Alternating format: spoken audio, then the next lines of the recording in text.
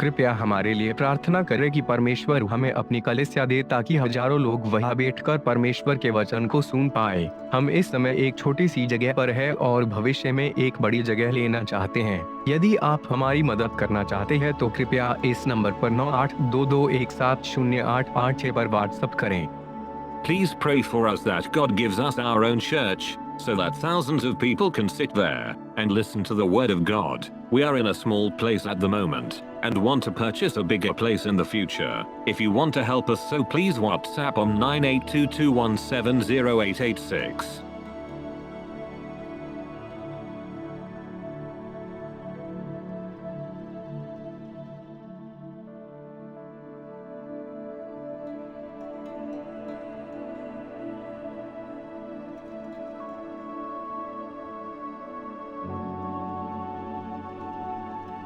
परमेश्वर आपके युद्ध, आपके हालात लड़ेगा। बहुत बार हमारे हालात तो हमें थका देते हैं। आज का वचन आपको एक नई ताकत से भर देगा और यह वचन आपको सदैव यह याद दिलवाएगा कि परमेश्वर आपके साथ है।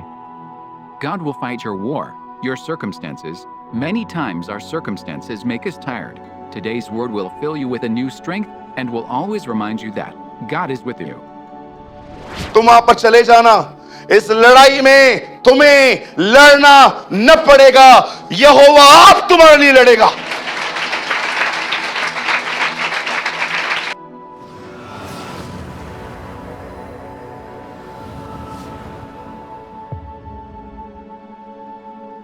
वचन सुनने के बाद जो कुछ भी आपने सीखा हो वो कमेंट करके जरूर बताएं। आपके कमेंट्स हजारों लोग पढ़ते हैं और आशीष पाते हैं। After listening to the word, do comment whatever you have learned. Thousands of people read your comments and get blessed. जब आप गलत हो तब परमेश्वर आपसे बात करेगा और जब आप सही हो तो वो आपके लिए बात करेगा। God will talk to you when you are wrong, and He will talk for you when you are right.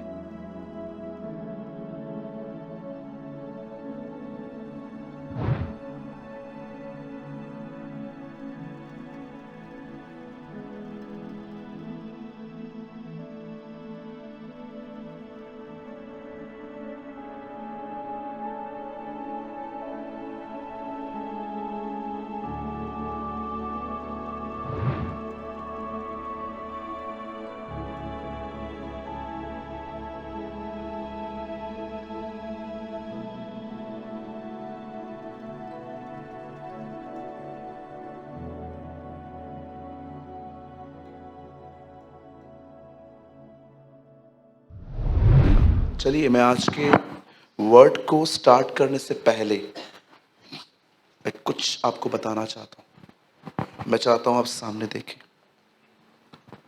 Listen to me.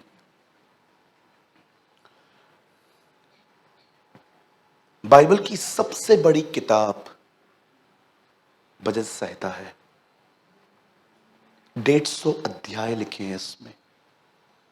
भजन संहिता को 6 से 7 लोगों ने मिलकर लिखा है, पर कहा जाता है उसका एक बड़ा भाग दाऊद ने लिखा है, एजरा ने लिखा है, मूसा ने लिखा है, कोरावंशियों ने भी लिखा है। आप हमेशा भजन संहिता पढ़ेंगे तो आपको ऊपर नाम लिखा हुआ मिलेगा कि दाऊद ने कैसे कहां पर ये लिखा। और भजन संहिता के अंदर से एक वर्ड जिसने मुझे बहुत आशीष दी। आप जानते हो ना, वचन आपको बहुत आशीष दे सकता है। Spiritual blessing. मेरे लिए तो आशीष सबसे बड़ी यही है कि कोई वचन पढ़ने के बाद मैं पूरा दिन खुदा की तरफ देख पाऊँ। That is my real blessing. कि मेरे माइंड को कुछ ऐसा मिले जो सारा दिन मैं खुदा की तरफ देखते देखते जिंदगी निकालूं। मैंने एक वचन पढ़ा जिसमें ऐसा लिखा था, तूने अपना वचन इसलिए दिया है ताकि वो यत्न से माना जाए, क्विकली। आप जानते हो, ये बहुत कम लोग इस वर्ड का अर्थ समझते हैं कि उसने अपना वचन हमें इसीलिए दिया है ताकि वो यत्न से माना जाए। यत्न का मतलब समझते हैं? आप कैसे खाना ऑर्डर करते हैं और 15 मिनट में 15 बार पूछते हैं क्या हुआ? देखा है आपने? इसलिए वो बड़े सयाने हैं, आपको कॉम्प्लीमेंट्री दे देते हैं आपका दिमाग थोड़ा चेंज करने के लिए कि खाते रहो और बिजी रहो, नहीं तो आप कंटिन्यू उनको देखते ही रहोगे। है ना, आजकल पेशेंस बहुत कम है लोगों में। कुछ बोला नहीं वो होना चाहिए, ऐसा नहीं होता, ऐसा कभी भी नहीं होता। ये एक बहुत गलत स्वभाव है कि अगर आपको हर चीज में जल्दबाजी है, लेकिन एक चीज में आपको बड़ी जल्दबाजी करनी चाहिए, और वो ये है कि आपको उसका कलाम जब उसने कहा है आपको फॉलो करना चाहिए। बताइए, एक क्वेश्चन आपसे पूछना चाहता हूं। यीशु ने 3 बार गसमनी में उन सबों को कहा उठो प्रार्थना करो। आप जानते हो, जो सोया था जब वो उठा तो उससे तलवार उठाई। आपने नोटिस किया?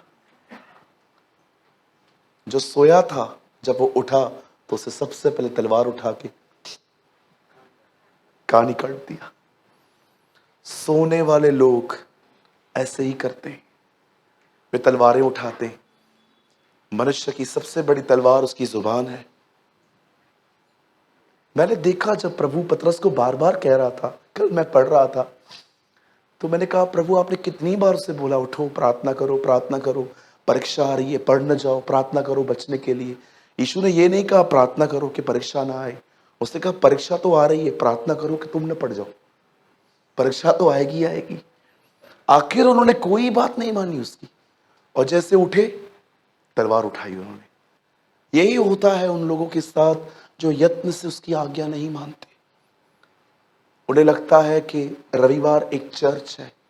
मैं हमेशा कहता हूं, don't just read your Bible, पर pick your Bible to understand the life of Jesus. सिर्फ इस किताब को मत उठाओ, इस किताब को यीशु की जिंदगी को समझने के लिए उठाओ। सिर्फ चर्च आने से किसी का जीवन नहीं बदलता। आप देखते होंगे कभी कभी कुछ लोग चर्च के अंदर अगर बहुत सारी प्रॉब्लम्स क्रिएट करते हैं, और खैर प्रभु का धन्यवाद हम बहुत स्ट्रांग हैं इन लोगों से डील करने के लिए, लेकिन आपने देखा होगा जो लोग घर पे खुदा को नहीं सुनते हैं, आपने इस बात को चेक किया? परमेश्वर सुलेमान को कहता है मंदिर बना, पर मंदिर में लगने वाला हर पत्थर जंगल में तराशा जाएगा, मेरे यहां पर नहीं। आपको पता है जब वो पत्थर तोड़े गए जो सुलेमान के मंदिर में लगे थे, तो उनको शेप देने का काम जंगल में हुआ था, मंदिर में नहीं। क्यों? मैंने खुदा से पूछा क्यों ऐसा? प्रभु ने कहा पत्थर मनुष्य का प्रतीक भी है। आपने देखा आगे चल के क्या लिखा है पतरस में, तुम परमेश्वर के जीवित पत्थर हो। जो व्यक्ति अपना जीवन पर्सनली खुदा के सामने तराशे, वो व्यक्ति कभी कलीसिया में आवाज नहीं कर सकता। आवाज वो करेगा जिनका व्यक्तिगत जिंदगी ठीक नहीं है खुदा के साथ, वो यहां पर आके प्रॉब्लम क्रिएट करते हैं। और आप फिक्र न करें, आपसे डील करने के लिए हम बहुत स्ट्रांग हैं। डोंट वरी, खुदा ने बहुत अच्छी बुद्धि दी है हमें और हमेशा देगा। आमीन। बेड़िया कहां भी छुपा रहे, मिल तो जाएगा ही।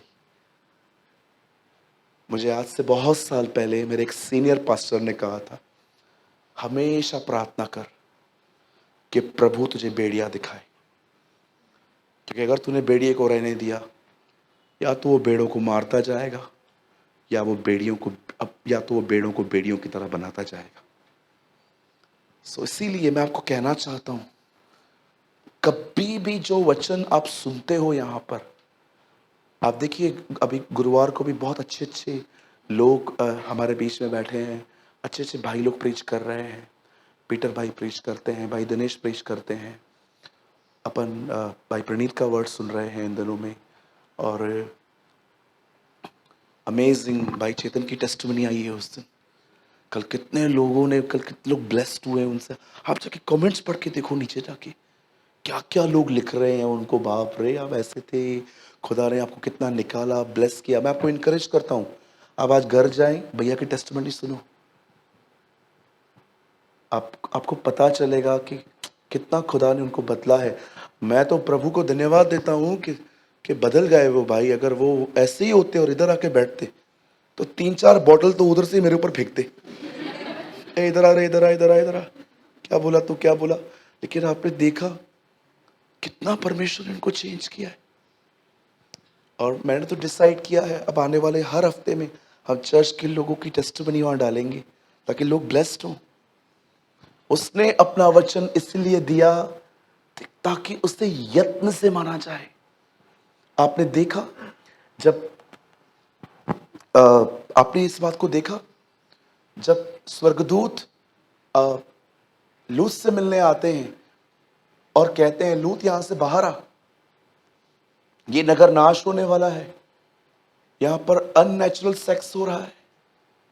एक पता चलता है पति और पत्नी कुछ कर रहे हैं तो ये उनका एक पवित्र प्यार है, लेकिन देख यहां पर क्या हो रहा है, यहां गंदे गुनाह हो रहे हैं, ये नगर खत्म करना है यहोवा को। और आपको पता है क्या लिखा है? लूत विलंब करता रहा। हाँ हाँ आ रहा हूं, बस गुरु गुरु आ रहा हूं, आ रहा हूं। आखिर जानते हो स्वर्गदूत को क्या करना पड़ा? उसका हाथ पकड़ के उसे निकालना पड़ा, तो भी वो उसके परिवार को नहीं बचा पाया। पूरे एक खत्म हो गई। और यीशु ने उसी औरत के लिए कहा नए नियम में, लूत की पत्नी को याद रखो। Delay, you know the spirit of delay, ये गंदी आत्मा है जो इन दिनों में मसीहों के माइंड को प्रभाव दे रही है। बस अच्छे वचन सुन, तालियां बजा, नोट्स बना, पर घर के अंदर कितने लोग हैं जो समर्पण करते हैं कि प्रभु जो मैंने आज सुना है उस पर चलने दे, प्रभु मेरी सहायता कर। आई नीड ग्रेस जीसस, मुझे अनुग्रह चाहिए प्रभु, नहीं तो मैं नहीं चल पाऊंगा।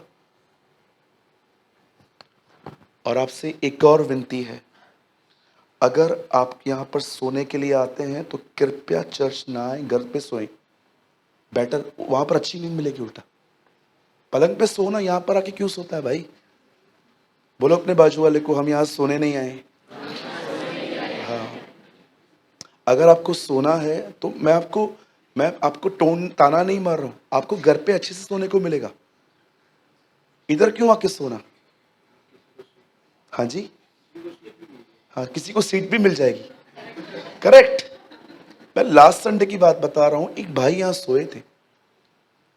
मैंने सोचा कि मैं उनसे बात करूं कि ब्रदर आप क्या पत्थर तोड़ के आते हो सीधा इधर? शक्कर का जहाज जो है उसको धकेल धक्के मार मार के इधर आए हो, मॉल चलाते हो, रेलवे खरीदी है आपने, क्या किया है आखिर? भैया जी, मैं कल रात को 4 बजे सोया हूँ। 4 बजे मैं सोया हूँ, 4 से भी थोड़ा लेट हो गया था मुझे। 4 बजे के बाद मैं 8:30 बजे उठा हूँ। 8:30 बजे मैंने दुआ करी है, थोड़ा मैंने रिवीजन किया, उसके बाद मैं यहाँ आया हूँ। आज मेरी आवाज़ देखिए कितनी बदली हुई है। और आपको इस उम्र में नींद आती है? और जहाँ तक मैं जानता हूँ, I am not a boring preacher. एक होता है बोरिंग प्रचार, उसमें नींद आना मुझे लगता है वो फिर आपका हक है, फिर आपका हक है, फिर आप सो ही जाओ, अच्छा है उसका प्रचार सुनने से। बोरिंग प्रीचिंग होता है, लेकिन खुदा के फजल से यहाँ पर जितने भी लोग हैं सब बेचारे बहुत मेहनत करते हैं स्टेज पे आने के। सो आपसे विनती है ज़रा ध्यान दीजिए। और ऐसा नहीं है, भाई लोग बहनें भी कभी कभी सोती हैं, राइट है। आजकल लोगों को पूरे हफ्ते में 2 घंटे इधर ही आराम मिलता है, बाकी सारा दिन वो दौड़ते रहते हैं। और कुछ लोग तो आपने देखा है जान निकलने तक काम करते रहते हैं, मेरी तरह। ओके, क्या आप तैयार हैं? तो आज जो आप सुनेंगे उसको यत्न से मानेंगे, क्विकली घर जाके प्रभु को, प्रभु मेरी हेल्प करना। ओके, चलिए मेरे साथ खोलिए नया नियम।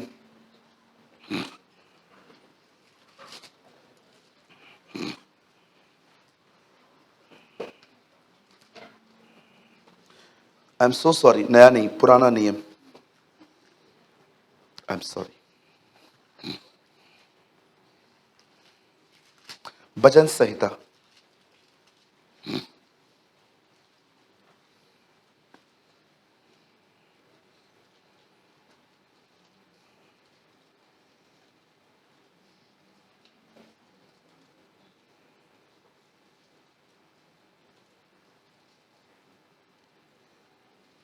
34वां अध्याय।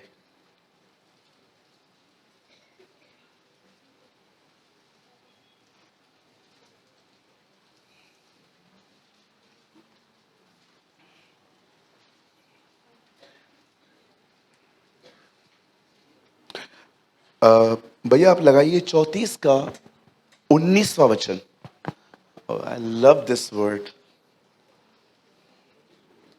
यहां लिखा है, धर्मी पर बहुत सी विपत्तियां पड़ती तो हैं, परंतु यहोवा उसको उन सब से मुक्त करता है। Wow, what a word, what a word. अगर मैं यहां पर भी कंप्लीट कर दूं तो भी आप ब्लेस्ड हैं। मुझे कभी कभी लोग समझ में नहीं आता है, इतने सिंपल वर्ड्स में वो रेवलेशन क्यों ढूंढते। भैया इसका मतलब क्या होगा। एक आदमी ने लिखा मुझे व्हाट्सएप पे, एक वचन लिखा, क्रोध न करो। बोला इसके ऊपर कोई प्रकाशन बताओ। मेरे कहा इस पे क्या प्रकाशन चाहिए। लिखा है गुस्सा मत कर, मत करना भाई। कभी कभी चीजें बहुत साफ लिखी रहती हैं, फिर भी आप उनको खदेड़ते रहते कि देखो उसमें क्या है। किसी भाई ने मुझे लिखा, यहां लिखा है क्रोध न करो। भैया इसके ऊपर कोई रेवलेशन तो बताओ। मैंने कहा प्रभु मुझे कह रहा है तेरा क्रोध निकालने के लिए तुझे क्रोधी से वो मिलवाएगा। लिसन टू मी, यहां पर लिखा है, many are the afflictions of the righteous but Jehovah deliver him out of them all. धर्मी पर बहुत सी विपत्तियां तो पड़ती हैं, परंतु यहोवा उसको उन सब से मुक्त करता है। बोलिए उन सब से। सुनिए,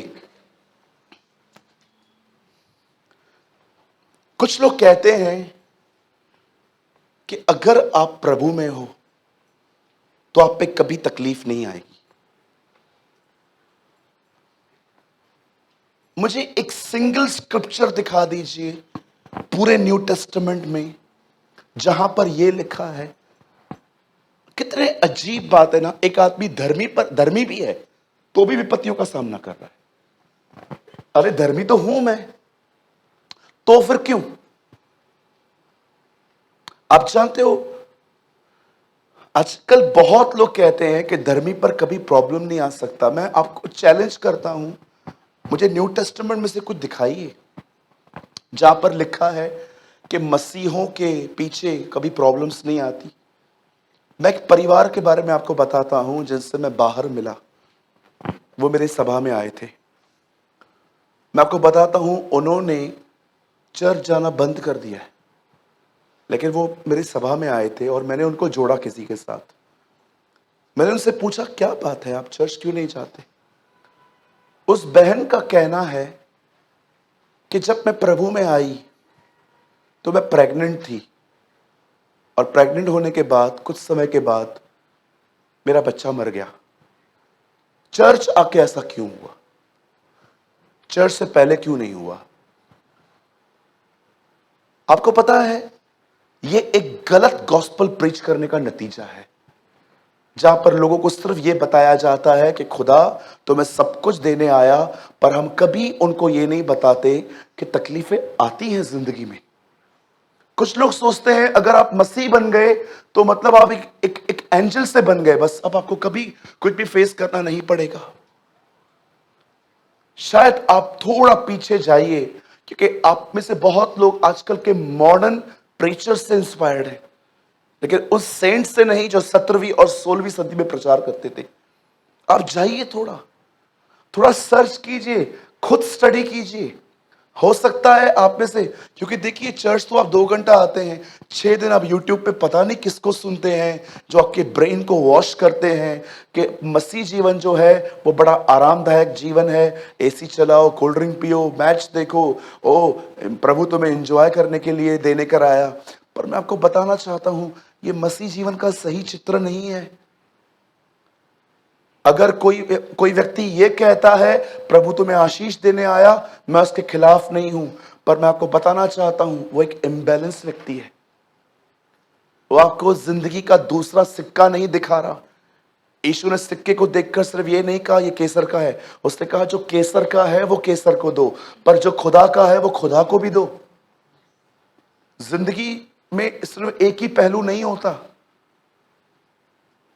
मैं आज सुबह उठा, मैं एक आयत पढ़ रहा था अपने व्यक्तिगत जिंदगी के लिए। याद रखना, मैं प्रचार करने के लिए बाइबल अलग पढ़ता हूं, पर्सनली अलग पढ़ता हूं। एक टाइम ऐसा आता है जब मैं प्रभु को कहता हूं अब जो मैं पढ़ रहा हूं वो मेरे लिए करना, लेकिन एक टाइम ऐसा आता है जब मैं बाइबल पढ़ता हूं, मैं प्रभु को कहता हूं प्रभु मुझे चर्च के लिए खाना दे। मैंने अपनी दोनों स्टडीज अलग करके रखी है, मैं कभी भी मिक्स नहीं करता। अगर मैं कोई टाइम पे पढ़ूंगा तो मैं रेवलेशन ढूंढूंगा चर्च के लिए, लेकिन कोई टाइम ऐसा आता है जब मैं सिर्फ खुद के लिए बाइबल पढ़ता हूं, किसी और के लिए नहीं। मुझे परमेश्वर ने ये बैलेंस करने के लिए सिखाया है। एक दिन मैं एक वर्ड पढ़ रहा था जिसमें लिखा था तुम्हें इस बात से आनंद नहीं करना चाहिए कि तुमने दुष्ट आत्माओं को निकाल दिया, पर तुम्हें इस बात से आनंद करना चाहिए कि तुम्हारे नाम जिंदगी की किताब में, मेमने की किताब में लिखे। मैं देख रहा था, मैं खुश था कि मेरा नाम वहां लिखा था, पर मैं आपको सच बताऊं मेरे अंदर आनंद नहीं था। आई वॉज हैप्पी कि मेरा नाम जिंदगी की किताब में लिखा है, मेमने की किताब, जीवन की पुस्तक को मेमने की किताब भी कहते हैं। लेकिन मेरे अंदर जॉय नहीं था क्योंकि एक फैक्ट मिसिंग था। मैंने फिर दूसरा वचन पढ़ा जहां लिखा था प्रभु की उपस्थिति में आनंद की भरपूरी है। देखिए, बहुत सारी चीजें हैं जो अधूरी होती हैं, लेकिन जब उनके दूसरे तीसरे हिस्से आपको पता चलते हैं तब आपको पता चलता है ओह ऐसा था। यस, प्रभु आपको हर तरह की आशीष देता है, मैं बिल्कुल खिलाफ नहीं हूं। आज स्टार्टिंग के डेज में मैं हर जगह ट्रेन में ट्रेवल करता था, अब मैं ट्रेन में नहीं जाता, अब मैं फ्लाइट में जाता हूं। पर मैं सुविधाओं के खिलाफ नहीं हूं। मुझे ट्रेन 2 दिन में पहुंचाती थी, मुझे फ्लाइट 3 घंटे में पहुंचा देती है, मेरा समय बचता है। अगर आप बोलते हो ब्लेसिंग, मैं ब्लेसिंग के खिलाफ ही नहीं हूं, मुझे चाहिए ब्लेसिंग। लेकिन उस समय क्या, जिस समय लोगों पे तकलीफ आती है और उनको लगता है प्रभु में तो ब्रदर ऐसा तो कभी था ही नहीं। डोंट बी इम्बैलेंस पर्सन, ऐसे न बने जिसको असंतुलित कहा जाता है। आप इस बात को जानिए। इवन चलो आपको लगता होगा भैया ये तो पुराने नियम का हवाला है, चलो ठीक है भैया, एक वर्ड लगाइए 1633 गॉस्पेल ऑफ जॉन, यूहन्ना से बता रहा हूं, चलो बस मैं भैया 1633 लगाइए, यूहन्ना की पुस्तक, आप लोग भी खोल सकते हैं भले। देखिए यहां क्या लिखा है। मुझे लगा मैं इस कॉन्सेप्ट को पहले क्लियर करके फिर प्रीचिंग स्टार्ट करूं। मैंने ये बातें तुमसे इसलिए कही हैं कि तुम्हें मुझ में शांति मिलती है, संसार में तुम्हें कलेश होता है, परंतु ढाढ़स बांधो मैंने। अब खुदा क्या कहता है, बस मैंने तुम्हें तकलीफों में छोड़ दिया? नो, कभी नहीं, नेवर। और इतनी भी याद रखिएगा, इधर देखिए, बहुत सी तकलीफें खुदा नहीं बेचता, वो आपके मूर्खता के नतीजे हैं। Trust me. आपने गाड़ी ठोक दी, सामने वाले ने चापड़ मारी और कलीसिया में कहते हो आके प्रभु मुझे तोड़ रहा है। बिल्कुल नहीं, व्यक्ति ने तोड़ा है तुझे। ऐसे प्रभु तोड़ता है तुम्हें? आप इतनी बड़ी हील पहन के आओगे, चर्च में गिर गए, टांग मुड़ गई, प्रभु तोड़ रहा है। हाँ,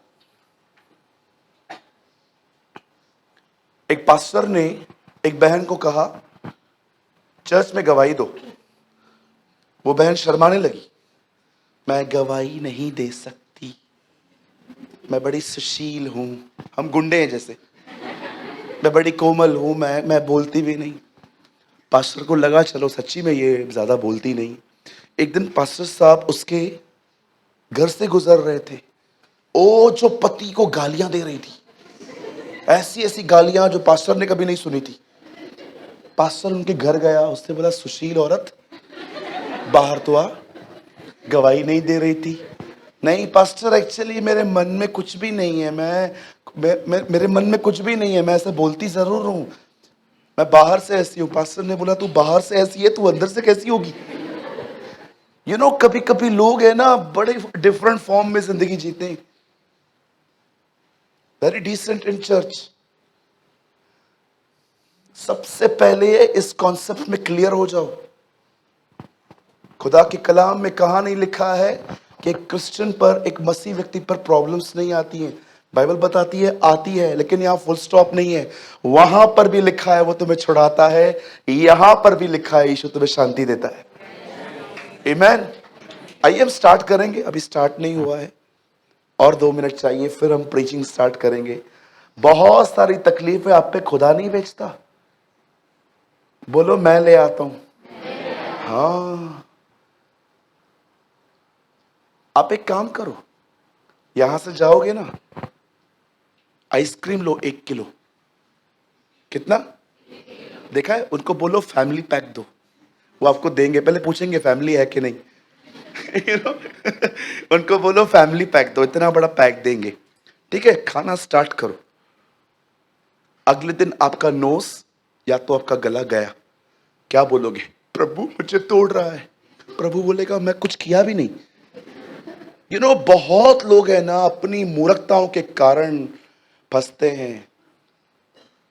मैसेज टाइप करोगे, किसी से बात कर रहे हो, किसी और के पास चला गया, उसके पति ने पढ़ लिया, आपको कॉल किया, कौन है तू? मेरी बीवी को। Sir sir sir sir sir सुनिए, सर सर सुनिए सही, सर सुनिए, तू है कौन? अब वो आपको धोएगा। क्या बोलोगे? खुदा ने तोड़ा, परमेश्वर तोड़ रहा है तुम्हें। जानते हो परमेश्वर जब तोड़ता है तो क्या तोड़ता है? तुम्हारी पुरानी समझ। कभी सिखाऊंगा मैं आपको, जब परमेश्वर तोड़ता है तो कैसे ब्रेक करता है। अरे उसका तोड़ना मजा आ जाएगा आपको। आप बोलोगे रोज मार मुझे। उसकी मार इतनी प्यारी है क्योंकि लिखा है जब वो मारता है तो वो जिलाता भी है। शैतान सिर्फ आपको मारेगा, याद रखना, पर खुदा जब मारेगा वो जिलाएगा भी। Devil will only breaks you, वो सिर्फ आपको मारेगा, वो आपको सिर्फ तोड़ेगा, वो आपको अधमरा छोड़ देगा।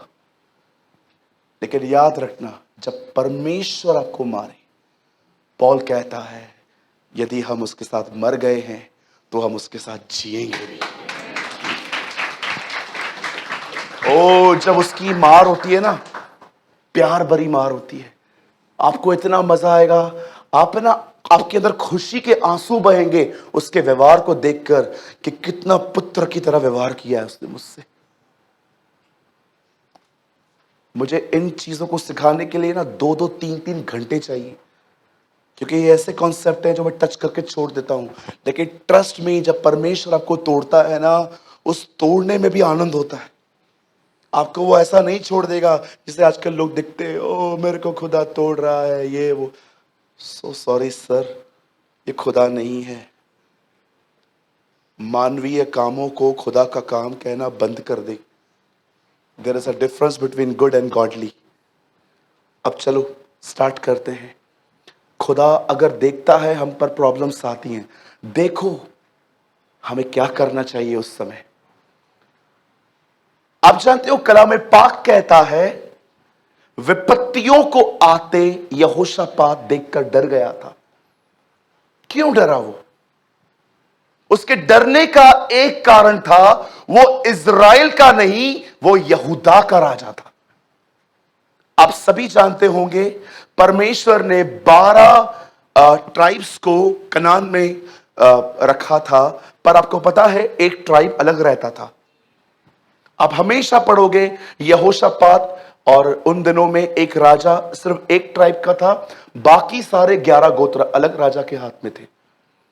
12 गोत्र। गोत्र क्या होता है मैं आपको बताता हूं, ग्रुप्स। 12 ग्रुप्स थे इज़राइल के अंदर रहने वाले, लेकिन एक जो ग्रुप था वो अलग रहता था जिसका नाम था यहूदा। आप पढ़ सकते हैं उन दिनों में आहाब इज़राइल का राजा था और यहोशापात यहूदा का राजा था। कितने लोग होंगे यहूदा में? 1/3 भी नहीं है। कितने थोड़े से लोग होंगे उसके पास। जब यहोशापात को पता चला कि 3 देश के लोग उसे मारने के लिए आ रहे हैं, वो डर गया। जानते हो वो क्यों डर गया? क्योंकि वो बहुत थोड़े थे और उसे पता था कि मुझ अकेले से लड़ने के लिए 3 नेशंस आ रही हैं। जरा आप सोचिए, अगर हम न्यूज में भी सुन लें कि 3 देश हमारे खिलाफ हैं, अब हम डर जाते कि पता नहीं कब वॉर न लग जाए हमारी। बीच में भी आपने देखा था हमारी थोड़ी सी वॉर चल रही थी चाइना की। प्रभु मेरा गवाह है, मैंने दुआ करी थी, मैं प्रार्थना करता हूं। आपको पता है आपको यरूशलेम के लिए भी प्रार्थना करनी चाहिए। बाइबल बताती है यरूशलेम के लिए प्रार्थना करने वालों का भला होगा। आपको पता है एक यहूदी होने के नाते दानियल जो था वो हर दिन यरूशलेम की तरफ खिड़की खोलकर वो दुआ करता था, क्योंकि वो जानता था एक यहूदी को सदैव, आप हमेशा याद रखना, उनका रिजेक्ट होना आपके उद्धार का कारण ठहरा है। लिखा है ना, उनका त्यागना तुम्हारे स्वीकार करने का कारण ठहरा है, लेकिन जब वो स्वीकार करेंगे ये तो मरे हुओं में से जी उठने के समान होगा। पौल कहता है कि वो मुर्दों में से जी उठेंगे उस दिन। आप जानते हो बाइबल बताती है जब यहोशापात जो यहूदा का राजा था, जब उसे पता चला कि 3 देश के लोग उससे चढ़ाई करने के लिए आ रहे हैं, जानते हो वो डर गया। अब देखो उसने एक खूबसूरत काम किया, ऑसम वर्क किया उसने। इस काम को रिवील करना है आज प्रभु के अनुग्रह से। You know the Bible says जब वो डर गया तो उसने क्या किया। चलो मैं आपसे एक बात पूछता हूं, जब गोलायत को देखकर शाऊल डर गया तो उसने क्या किया? पहले इस सवाल का उत्तर दो। यहां पर कौन है जो कह सकता है कि मुझे फ्यूचर के प्रति डर नहीं है? हम सबके अंदर डर है, हम सब डरते हैं। ये हो गया तो वो हो गया तो ये हो गया तो वो हो गया तो। और डर कोई सिन नहीं है, याद रखना, डर कोई पाप नहीं है। जब शाऊल ने गोलायत को देखा, तब उसने उसे इतना मनन किया, उसके बारे में इतने विचार रखे, उसने उसकी इतनी इंफॉर्मेशन।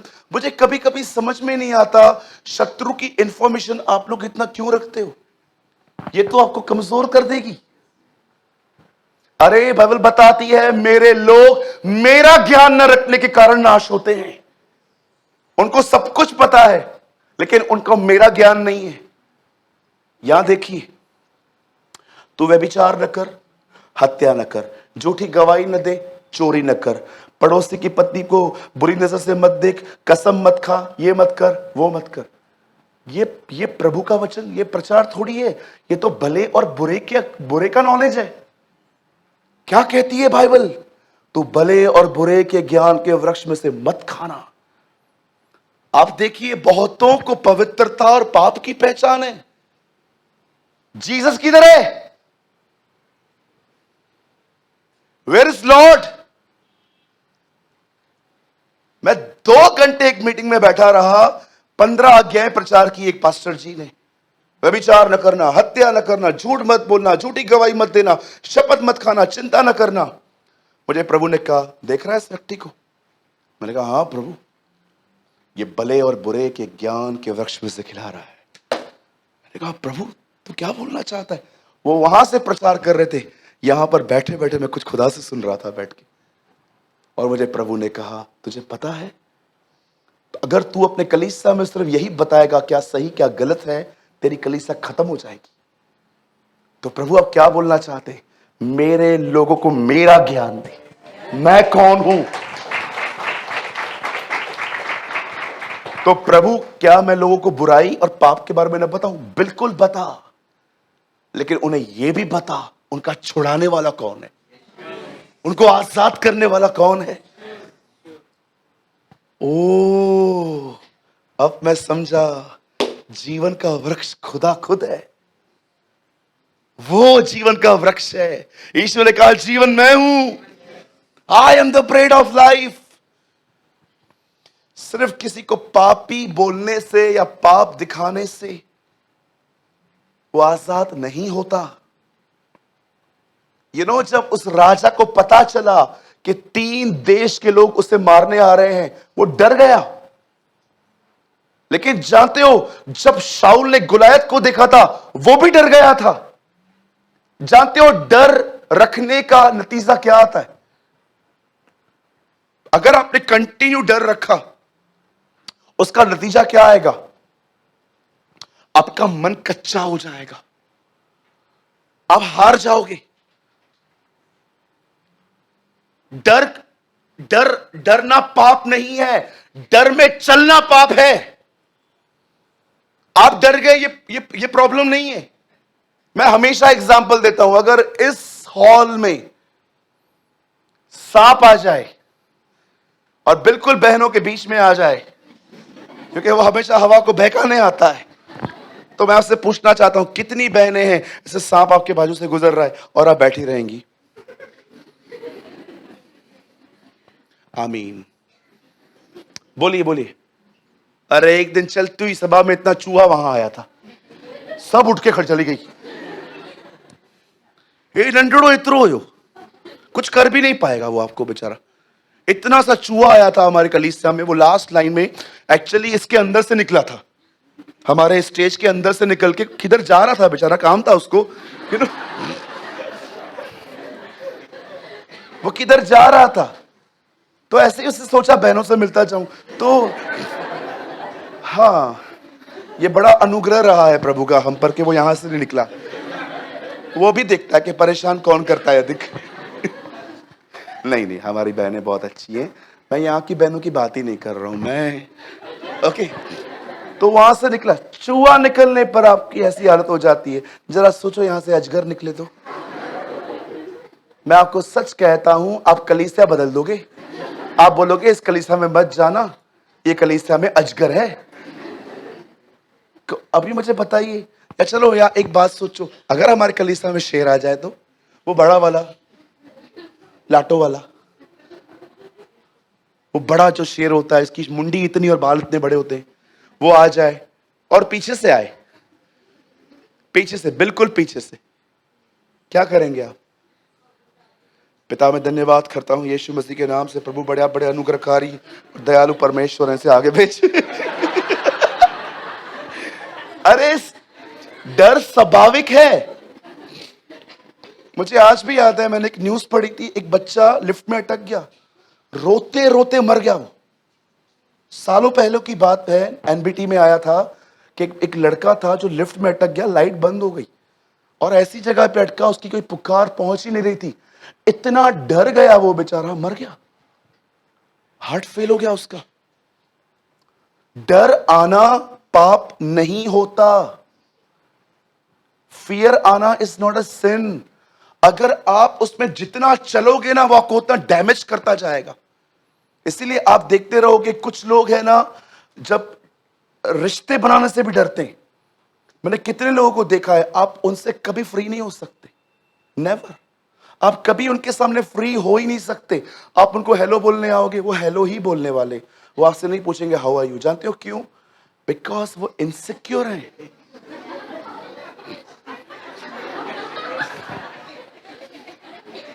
भैया इधर क्यों लगाया, उधर लगाना अपनी तरफ।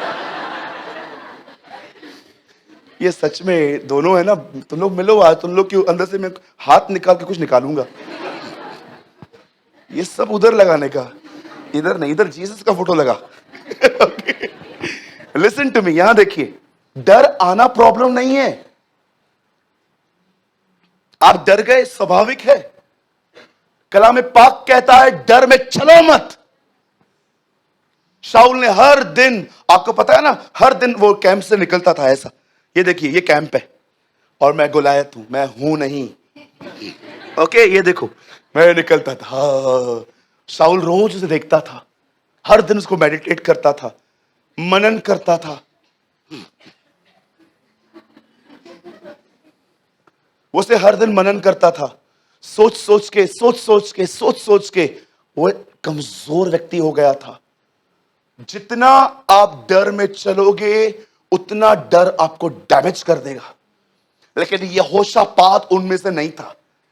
बाइबल बताती है जब यहोशापात डरा, वो प्रभु की खोज में लगा। ही सीक द लॉर्ड। किस दिन मैं आपको बताऊंगा, जो साथ है उसे कैसे खोजते हैं। और जानते हो, जब वो खुदा के पास जाता है, वो सबसे पहले प्रोक्लेम करता है, आज सब फास्ट करेंगे। बाइबल का इतिहास रहा है, योना के समय में जानवरों ने तक उपवास किया था। मुझे नहीं पता आप में से कितने लोग फास्टिंग के सिद्धांत में बहुत ज्यादा बिलीव करते हैं। मैं बहुत करता हूं, मैं बहुत बिलीव करता हूं फास्टिंग में। मेरा शरीर अगर मुझे साथ दे, मैं 300 के 365 दिन फास्ट करूं, हर दिन रात को खाऊं एक मील बस। लेकिन मैंने देखा है इन दिनों में लव का जो खाने का जो प्यार है इन दिनों में लोगों के अंदर, पिज्जा, बर्गर, वड़ा पाव, ये सब, इसे कोई बुरा नहीं है खाना, लेकिन अगर यही आपका हिस्सा है तो जंक फूड तो खुद आपको बचाए। लिसन, यहां देखिए, उसने पहला काम क्या किया? उसने उपवास करवाया। आपको क्या लगता है परमेश्वर आपको भूखे देख के मजे लेता है? आप भूख में मर रहे हो, तू महान है, अनुग्रहकारी है, जल्दी कर, दयालु प्रभु। आपको क्या लगता है परमेश्वर आपके भूखे लेके के आपको मजे रखता है? आप जानते हो भूख में हालत किनकी खराब होती है? जो भूख में खुदा के साथ नहीं बैठते। अगर आप उपवास में हो और आप प्रार्थना नहीं कर रहे हो, आपको आपका स्टमक परेशान कर देगा, आपको सारी डिशेस याद आएंगी और बकायदा इमेजिन होगा कि पिज्जा के ऊपर चीज ज्यादा डाल रही है। मुझे आज भी याद है, मेरे को हर फास्टिंग में पाव भाजी याद आती है। मैंने प्रभु से कहा, प्रभु इतनी सारी डिशेस है, पाव भाजी क्यों? प्रभु ने कहा, तूने बहुत बार ये बात बताई है, उससे पकड़ ली है तेरी बात, इसलिए वो वही ले आता है तेरे सामने। कई बार आप देखिए फास्टिंग के अंदर आप प्रभु के साथ नहीं बैठते हो। खुदा, याद रखना, आपके भूखे रहने से वो मजे नहीं लेता। फास्टिंग एक साइन है, I am sincere Lord, I love you more than my food, more than my desires. उपवास एक सिंसियरिटी है। उपवास का भूख से सब कुछ नहीं है।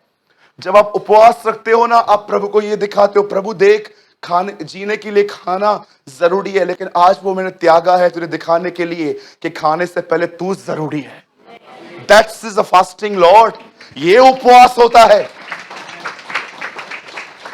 उपवास सिर्फ ये नहीं होता कि आप खाना छोड़ के घूमो फिरो। याद रखना, जो लोग फास्टिंग में प्रभु के साथ नहीं बैठते, घूमते फिरते हैं, या आप जॉब वाले हो, सुबह थोड़ा टाइम स्पेंड करके नहीं जाते, आप फास्टिंग नहीं कर रहे हो, यू आर इन डाइटिंग। अगर आप उपवास करते हो और खुदा के साथ नहीं बैठते, ये आपका वेट रिड्यूस करेगा, लेकिन स्पिरिचुअली आपको कोई ब्लेसिंग नहीं मिलेगी। इसीलिए मेक श्योर, मैंने हमेशा उपवास उन दिनों में किए जिन दिनों में मुझे काम से छुट्टी होती थी। मैं हर दिन उपवास करता था जिस दिन मुझे छुट्टी होती थी, क्योंकि मुझे पता है छुट्टी के दिन बाहर निकलना ही नहीं है, सारा दिन घर पे बैठा हूं। खुदा में मन लगना जरूरी है। बोलिए उपवास। ऐसे करो, ऐसे ऐसे बोलो, उपवास। उपवास का मतलब है आज मैं यहां नहीं हूं, आज ऊपर हूं। उपवास, दैट्स कॉल्ड फास्टिंग। पता नहीं कौन पाखंडी था, एक प्रचारक, वो कहता था फास्टिंग की जरूरत ही नहीं है, जीसस ने तुम्हारे लिए सब पूरा कर दिया है। मैंने प्रभु से प्रार्थना की, एक दिन इससे मुझे मिला, एक बार मुझे इससे मिला। कैसे लोग हैं ना आजकल, वर्ड का वर्ड, सिद्धांत का सिद्धांत ही निकाल देते हैं बाइबल में से, क्योंकि उनको ये सब पता नहीं है। कितने सारे टॉपिक्स हैं मैंने टच भी नहीं किए आज तक, क्योंकि मुझे पता है, मुझे उसके बारे में कुछ पता ही नहीं है ठीक से, मैं कुछ भी बोलूं। कई लोग आके मुझे पूछते हैं, भैया मैंने ड्रीम देखा, मैंने विजन देखा, मैंने दर्शन देखा, मैंने सपना देखा। मैं उनको बताता हूं, बताइए बताइए क्या देखा। और कुछ तो बड़े अजीब होते हैं, कुछ समझ में आते हैं, हाँ बिब्लिकल हैं, कुछ लोग तो पता नहीं क्या क्या बोलते हैं। मैं हमेशा लोगों को कहता हूं, सर माफ करिए, मुझे नहीं पता। मुझे इस बात से कोई दिक्कत नहीं है कि कुछ लोग मुझे स्पिरिचुअल न समझे। चालेल चलता है, बिल्कुल चलता है। एंड यू नो, कभी कभी कुछ लोग ऐसे भी होते हैं, उनका कोई सवाल नहीं है, फिर भी पूछेंगे इसका मतलब तो बताइए। आपको नहीं पता है? पता तो है, फिर भी आप बताइए। क्या टाइम पास है? द बाइबल सेज, जब यहोशापात को पता चला कि 3 देश के लोग चढ़ाई करने के लिए आ रहे हैं, वो डर गया। डरने के बाद लिखा है वो प्रभु को ढूंढने लगा। और देखिए प्रभु की खोज कैसे की उसने। मुझे नहीं लगता कि यहोशापात से कोई ज्यादा आपको बाइबल में सिखा सकता है कि परमेश्वर की खोज क्या होती है। मुझे नहीं लगता कि बाइबल में कोई ऐसा चैप्टर है जिसमें यह एक्सप्लेन किया गया है। इवन जीसस ने भी कहा ढूंढो तो तुम पाओगे, सीख। जानते हो उससे पहले पहले क्या किया? बोलो उपवास। उपवास में रहने के बाद वो सीधा खुदा के पास जाता है और उसको सबसे पहले पास की बातें बताता है।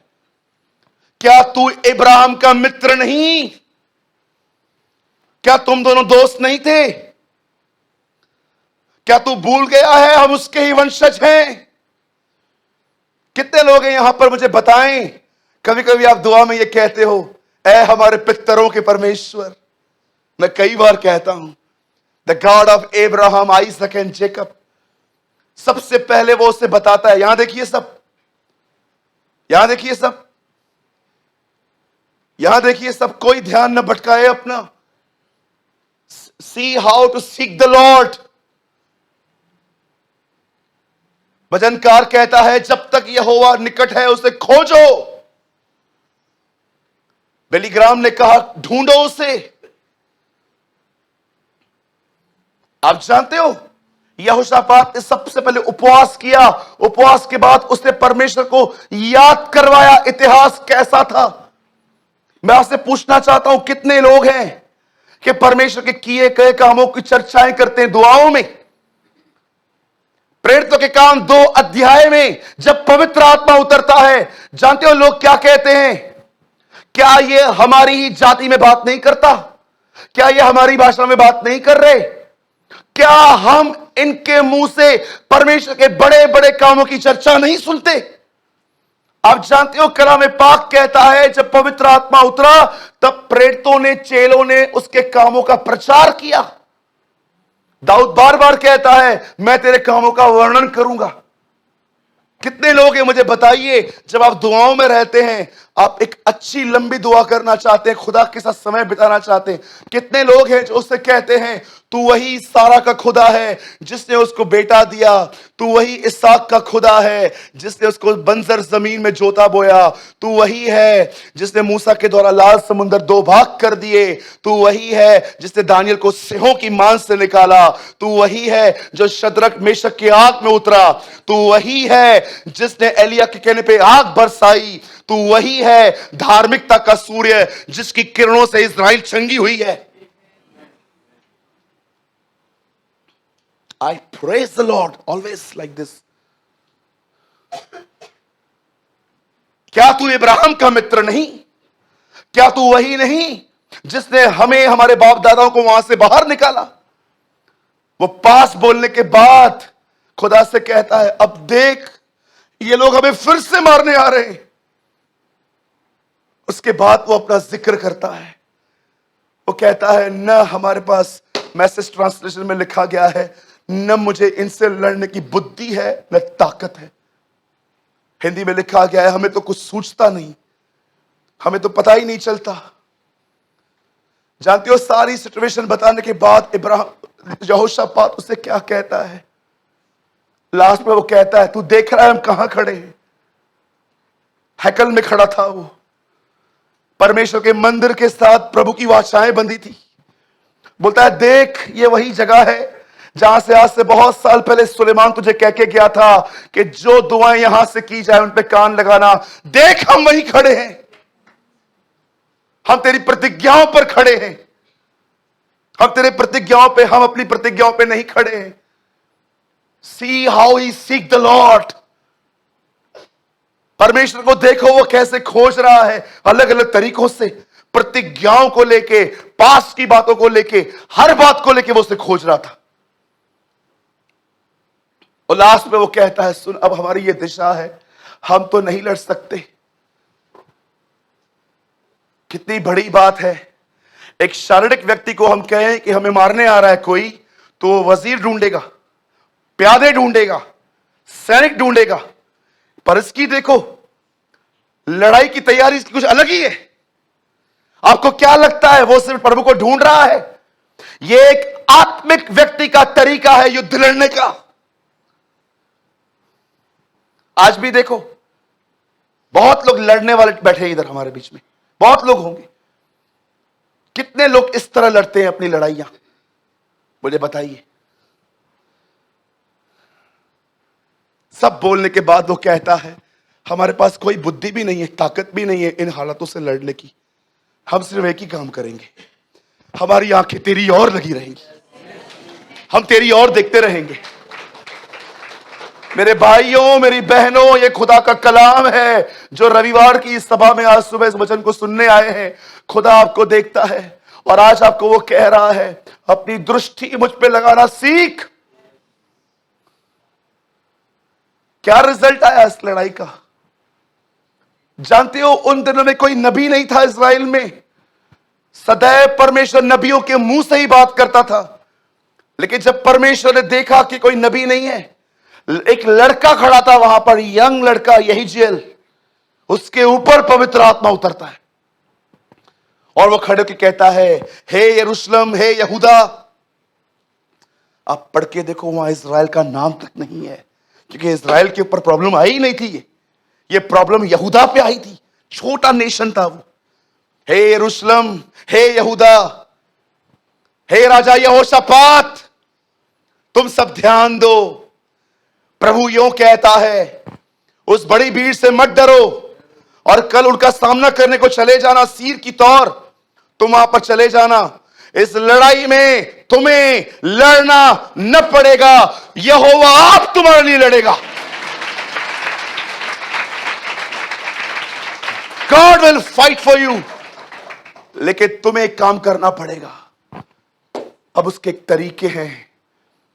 जब नेक्स्ट डे यहोशापात लड़ाई के लिए निकलता है, मैं होता ना एक शारीरिक व्यक्ति, मैं पहली रो में लोगों को कहता, बाले लेके आगे बढ़ो। दूसरे में कहता, तलवारें लेके आगे बढ़ो। और तीसरे ग्रुप में मैं रहता। यहोशापात जानता था खुदा इस तरह नहीं लड़ेगा। ये एक ऐसी लड़ाई है जिसमें दिखाया गया है क्या होता है जब आप परमेश्वर के तरीकों से लड़ाइयां लड़ते हैं। एक आगे ग्रुप चल रहा था जिनका नाम था गवैये। वो आगे आगे चल रहे थे और कह रहे थे, प्रभु भला है, उसकी करुणा सदा की है। God is good and his mercy endures forever.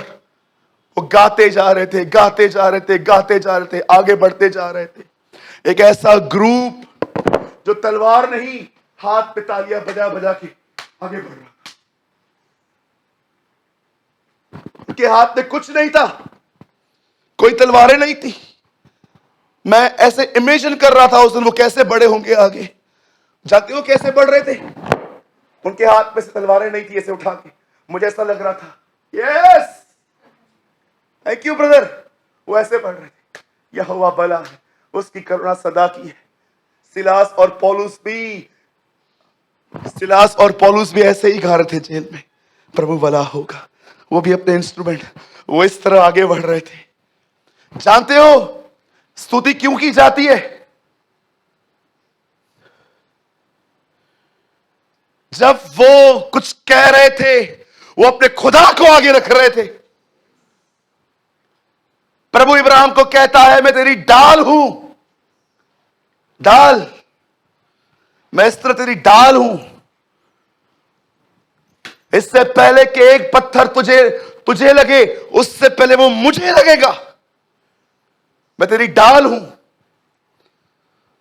जब वो वहां पर लड़ने के लिए गए, और उसने दुश्मनों को देखा। एक ऐसी लड़ाई थी ये जिसमें यहूदा अमीर बना। इस लड़ाई में खुदा ने उन्हें अमीर कर दिया। जब वो वहां पर गए, उनके बीच में कुछ मिसअंडरस्टैंडिंग्स हो गई थी।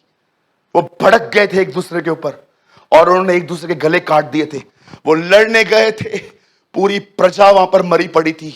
अब जानते हो, ये लोग जो लड़ने वहां ये सब देखे, इन्होंने हर एक के बदन पर जो गोल्ड और सिल्वर था वो उन्होंने निकाल दिया।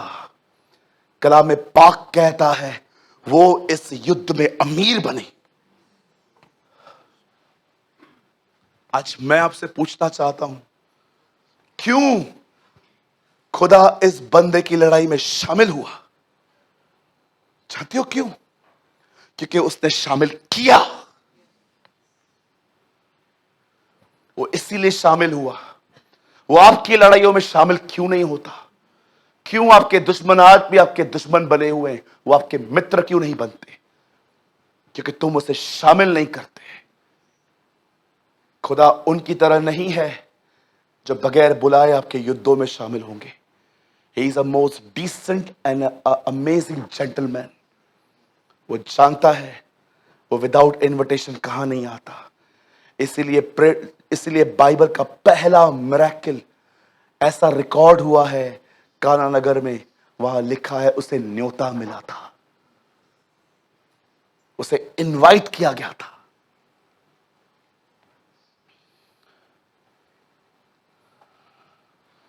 लूट लेके आ गए वो लोग वहां से। जानते हो, इस तरह परमेश्वर को ढूंढा जाता है। कैसे उसने उसको पास्ट याद करवाया, प्रेजेंट दिखाया, भविष्य के प्रति उसको प्रतिज्ञा बताई उसने। कितने लोग हैं मुझे बताइए आपको प्रतिज्ञाएं याद भी है? हाँ, यहूदी यीशु का इनकार कर रहे थे। पौलुस जानते हो उनको उनके आराधनालयों में क्या प्रचार करता था? आपको पता है? जिन लोगों ने यीशु मसीह को रिजेक्ट कर दिया था, पौल जब उनसे मिलता था, जानते हो उनको क्या बोलता था? ये वही तुम्हारा प्रतिज्ञा किया हुआ मसीह है। पढ़ के देखिए प्रेरितों के काम। He is your promise Messiah. ये वही है जिसकी प्रतिज्ञा की गई थी। आपने नोटिस किया, 4000 साल तक यहोवा परमेश्वर प्रतिज्ञा कर रहे थे बेटा आएगा। जब बेटा आया तो प्रतिज्ञाएं कर रहा था पवित्र आत्मा आएगा। और जब पवित्र आत्मा आया तो वही पवित्र आत्मा आज प्रतिज्ञा कर रहा है कि तुम उसे बहुत जल्द बादलों पे देखोगे।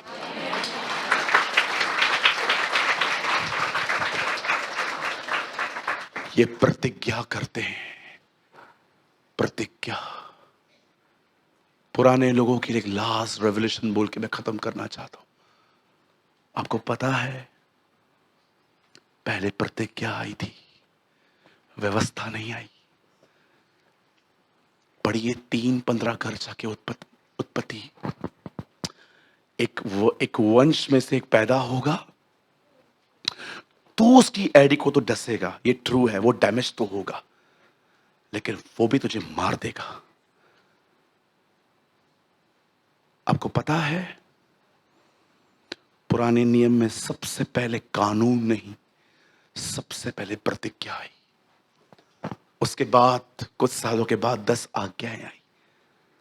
पर अंत में क्या हुआ? वापस प्रतिज्ञा स्टैब्लिश की गई। परमेश्वर ने मसीह को भेजा। इसीलिए पौल कहता है, तुम यह बात जानते हो, जो प्रतिज्ञा परमेश्वर ने हमें दी, व्यवस्था 430 साल के बाद भी उसका उल्लंघन नहीं कर पाई। परमेश्वर ने अंत में वापस अपनी प्रतिज्ञा स्टेबल की। अपने बीच, हमारे बीच में अपने पुत्र को भेजा जिसकी प्रतिज्ञा उसने की थी। जानते हो प्रतिज्ञा क्या होती है?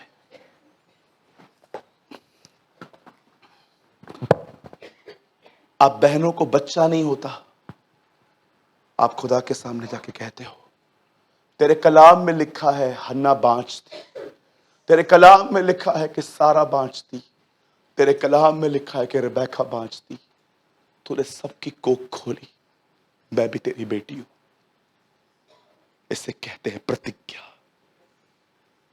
आपको फाइनेंशियल प्रॉब्लम है, आप खुदा के कलाम को कहते हैं, तेरे कलाम में लिखा है तू मेरी सारी जरूरतों को पूरा करेगा।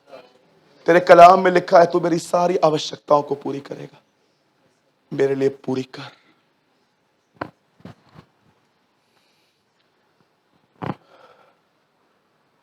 प्रतिज्ञा, कलाम पाक कहता है अपने आशा के अंगीकार को दृढ़ता से थामे रहो, क्योंकि जिसने प्रतिज्ञा की है वह सच्चा है। जानते हो मैं कौन सी प्रतिज्ञा लेके हर दिन उसके पास जाता हूं? मैं उसको हमेशा कहता हूं, तूने कहा है मैं आत्मा नाप नाप के नहीं दूंगा, जितना तू ले सकता है ले। मैं उसको बोलता हूं हियर इज माई लाइफ, पर मुझे किसी को नहीं दिखाना मैं स्पिरिचुअल हूं, मैं तेरे करीब आना चाहता हूं। जैसे लिखा है यूहन्ना लास्ट टाइम जब वो तू प्रभु भोज ले रहा था, कभी कभी हम मम्मी के स्टमक में सो जाते हैं, पलंग पे। कभी देखा है मम्मी ऐसे सोई रहती है, हम उसके पेट के ऊपर से सोए रहते हैं। कभी कभी माँ के पेट को हम तकिया बना देते हैं।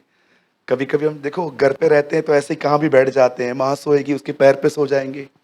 जब लास्ट टाइम जॉन ने, आपको पता है ऐसे प्रभु भोज किस समय लिखा है, वो जीसस की छाती पे से लेटा हुआ था। इसलिए पतरस कहता है जब उसने कहा तो में से एक मुझे पकड़वाएगा, पतरस उसको बोलता है पूछना कौन है वो, क्योंकि उसके करीब था। आप पढ़ के देखो, पतरस उसे पूछता है, बोलता है पूछ तो कौन है। पतरस जानता था शायद मुझे ना बताए पर इसे बताएगा, क्योंकि उसके करीब है। मैं खुदा से हमेशा कहता हूं, खुदा मैं तेरे बोझम के करीब रहना चाहता हूं।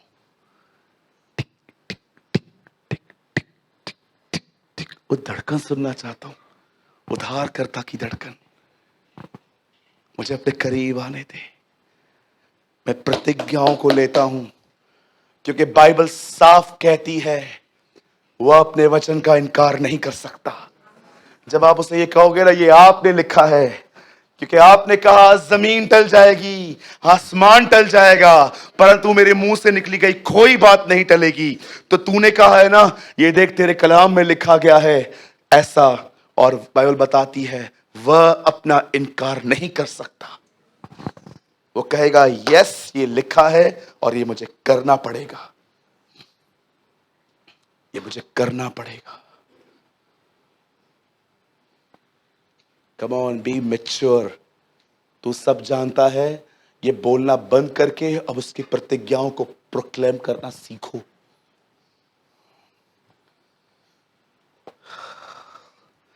और यहोशापात जीत गया। अलग अजीब ही तरीके हैं उसके लड़ने के, जंग अपनी वो खुद ही लड़े। आमीन। कितने लोग विश्वास करते हैं कि आने वाले इस दिनों में वो हमारे युद्ध को लड़ेगा, वो हमारे हालातों को लड़ेगा। यस।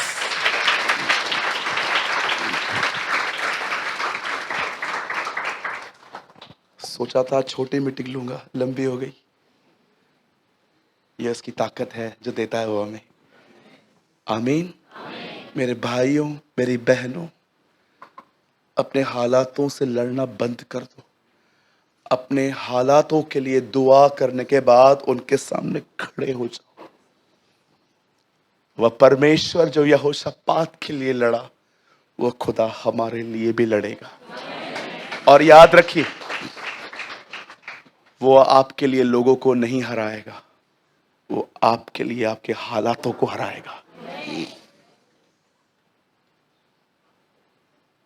उसके अपने ही तरीके हैं।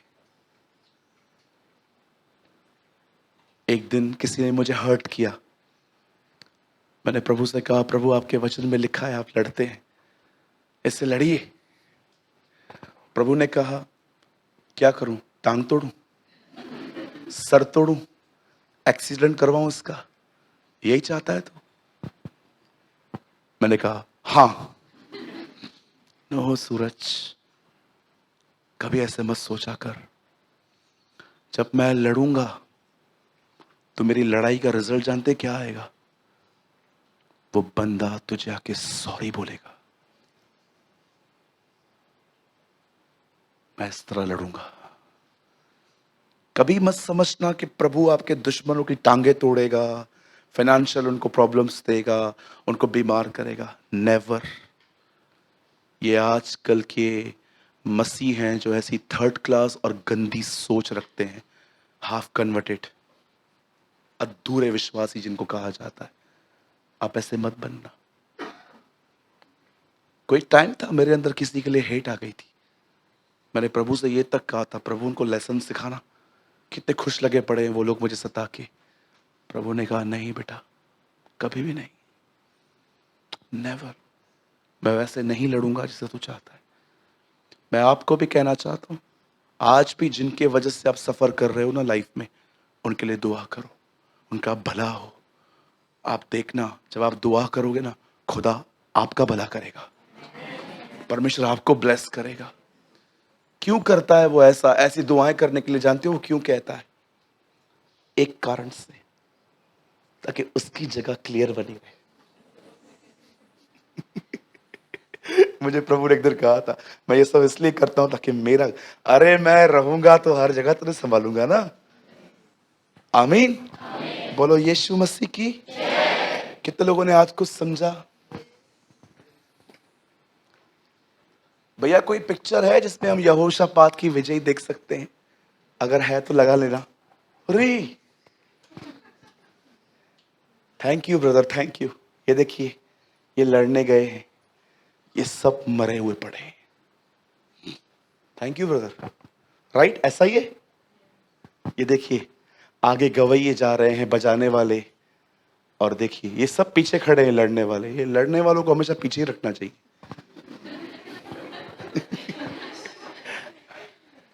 देखिए कैसे ये लोग पड़े हुए हैं और ये इन्हें उठा रहे हैं। वो सोच रहे थे हम बर्बाद हो जाएंगे, पर उनके युद्ध में वो अमीर बने थे, अमीर बन गए वो लोग। मैं कभी कभी सोचता हूं, उसके बाद इज़राइल ने क्या प्रभु की महिमा की होगी, क्या उनकी स्तुति की होगी। इतिहास में पहली बार ऐसा युद्ध हुआ जिसमें हथियार, तलवार और भाला नहीं, परंतु स्तुति था। काश आप इन बातों को समझ पाए। भैया एक लास्ट वर्ड लगाइए और हम क्लोज कर रहे हैं। याकूब 5:13, जल्दी से खोलिए मत, यहां देखिए मैसेज पूरा हो चुका है, ये एडिशनल है, मैं कुछ और क्लियर कर देता हूं आपको। यदि तुम में से कोई दुखी हो तो प्रार्थना करे, यदि आनंदित हो तो प्रभु की स्तुति और भजन गाए। आमीन।